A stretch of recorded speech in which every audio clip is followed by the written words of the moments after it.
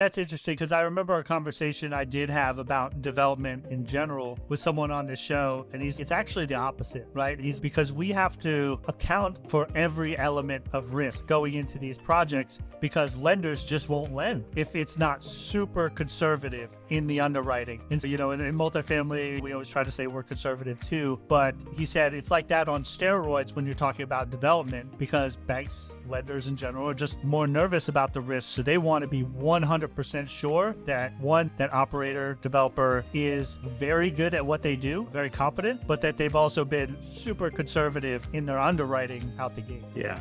Very true. And there's an interesting thing with the interests that you're paying on construction loans. Normally we'll raise, say, 40%, and then the bank comes in with the 60% loan to cost. We'll flood the construction with the investor capital first before we start drawing on the loan. And just like a home equity line of credit, you only pay interest on what you draw. So throughout those 18 months, you're paying a little bit of interest. Unlike when you buy a multifamily property or buy a single family home, you're paying max interest right out of the gate. With construction, you work your way up until you're almost done, where at that point you're paying max.